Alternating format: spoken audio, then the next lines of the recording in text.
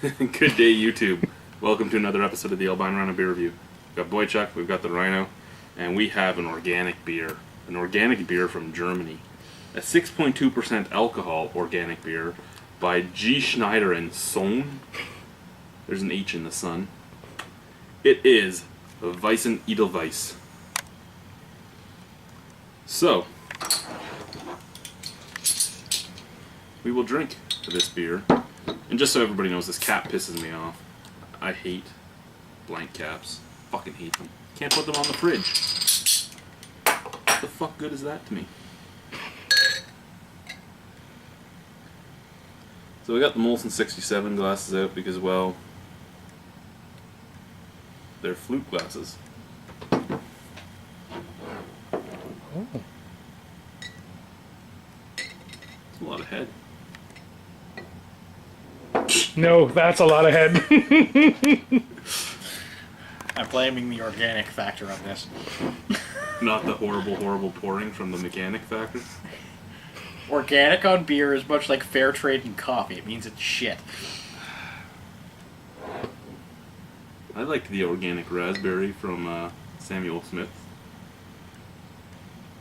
The Mill Street Organic's pretty good.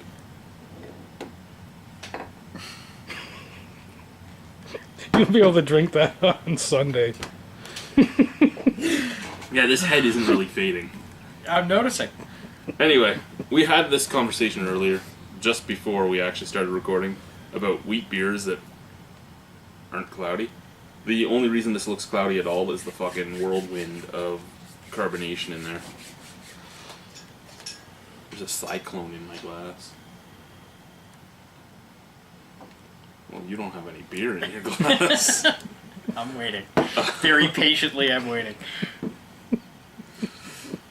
So, maybe when you have organic wheat, it doesn't make clouds. Maybe the cloudiness is all from the pesticides.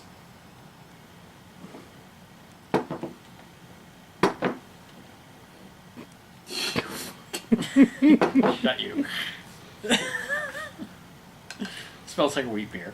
It does. I'm going to leave a tiny bit in there for the cartoon to try. Wicked. But yeah, you get the coriander, you get the citrus. It actually has more orange scent to it than they usually do. Yeah. It smells like your average wheat. Do you think you can drink it anytime in the next I little believe while? I can. Look at those big holes in that head. I know. There's something tunneling in your beer. Yeah. It's just taking care of itself. I must say, though, that head is beautiful on this beer. It doesn't even move. It dies somewhat quickly. It has its own gravity. Look at this. The beer moves. Head doesn't really. I'm drinking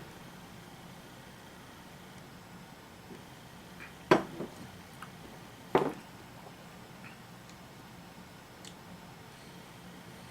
It is quite nice. Mm-hmm.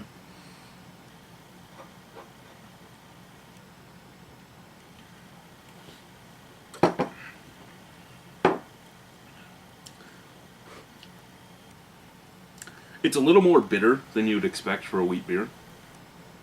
But you do get the citrus. I don't really pick up the nutmeg or the coriander that's usually in either of them. But the citrus is there right at the forefront. You seem to get the coriander on the aftertaste. A few seconds after you actually swallow it.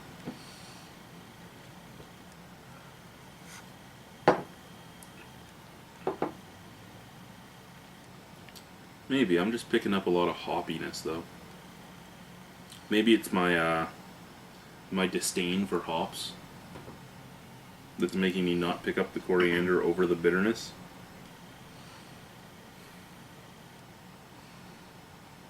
But other than being a little more bitter than usual, it's actually a fairly solid wheat beer. Mr. Organic's gonna suck. There's always one exception to the rule. What would you give it out of 10? I'm gonna go 6.5.